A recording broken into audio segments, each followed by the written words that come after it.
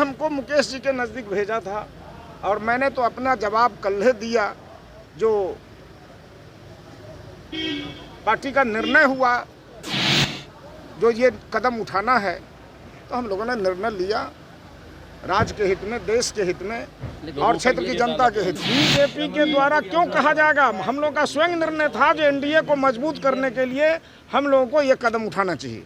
नमस्कार, आप देख रहे हैं लाइव सिटीज़ में हूँ आपके साथ शिवम। अब तक का सबसे बड़ा झटका मुकेश सहनी को कल लग चुका है। आपको बता दें कि वीआईपी के तीनों विधायक बीजेपी में शामिल हो गए हैं और वीआईपी से बीजेपी में शामिल होने के बाद जब आज हमने मिश्री लाल यादव से बात की तो उन्होंने सारी वजह बताई है कि क्यों उन्होंने वीआईपी का दामन छोड़ बीजेपी में शामिल हुए हैं। क्या कुछ कह रहे हैं मिश्री लाल यादव, पहले आप वो सुने। एक बात है, तो हमको तो अपने आभास नहीं था जो हम जाने वाले हैं। कहाँ जाने वाले थे? हमको तो अपने आभास ना, उनको आभास था तो कभी बताया नहीं जो आप जाने वाले हैं। लेकिन आप तो चल गए सर। सवाल है वो तो आप जो कह रहे हैं जो चल गए, तो दुनिया जान रही है जो हम कहाँ गए हैं।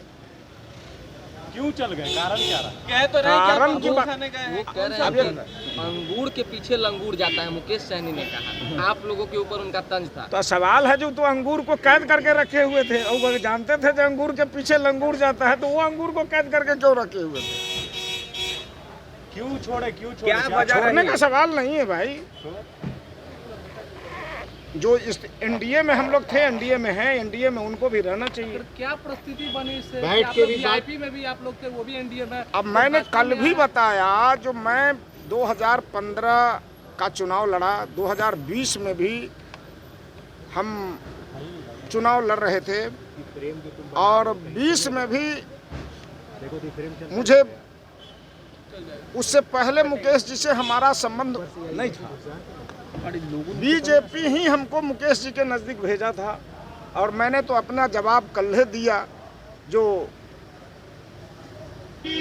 पार्टी का निर्णय हुआ, जो ये कदम उठाना है, तो हम लोगों ने निर्णय लिया राज्य के हित में, देश के हित में और क्षेत्र की जनता के हित में। ये बताइए, आप ये पार्टी के विधायक थे। पार्टी ने कहा इस बात को, पार्टी ने कहा इस बात को कि ये निर्णय लेना है। सवाल यहाँ है जो हम लोगों ने भी जो देखा, जो एनडीए को मतलब मजबूत रखना है, उसमें मतलब हम लोगों ने निर्णय लिया जो अब यही कदम सही है, दूसरा कोई कदम नहीं। लगता है मुकेश सहनी को इस्तीफा दे देना चाहिए? एक सवाल, आप इतने वरिष्ठ नेता हैं, आपको नहीं लगता है कि आप वीआईपी के टिकट से चुनाव लड़े और फिर हट के आ गए बीजेपी में? तो अरे भैया वो, अरे धोखा की बात नहीं है इसमें।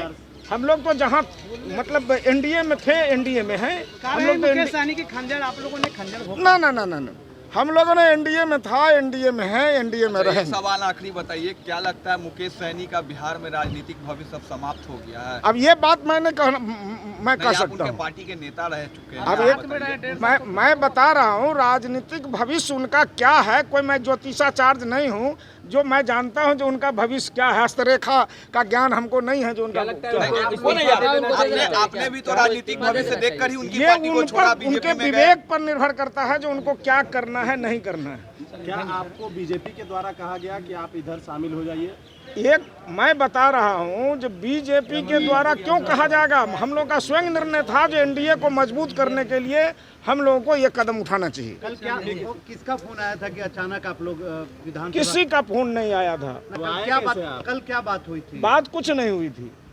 हम लोगों का निर्णय हुआ जो हम लोगों को बीजेपी में विलय करना है। तो पहले ही लिखी जा चुकी थी। बताइए, मिश्री लाल यादव जी को किसका आदेश मिला कि अचानक आप चले गए? अब एक बात मैं बता रहा हूँ जो आदेश किसी का नहीं मिला, हम लोग बैठ के निर्णय लिए जो हम लोगों को ये कदम उठाना है। लेकिन ये खाका कितने दिन पहले तैयार हुआ? ये कभी नहीं, कभी नहीं, कभी चर्चा तो नहीं। राजू सिंह विधायक उन्होंने कहा कि 6 महीने पहले ना ना ना ना ना ना, उनको मालूम होगा, राजू जी को मालूम होगा, हमको नहीं पता है जो कितना दिन पहले हुआ।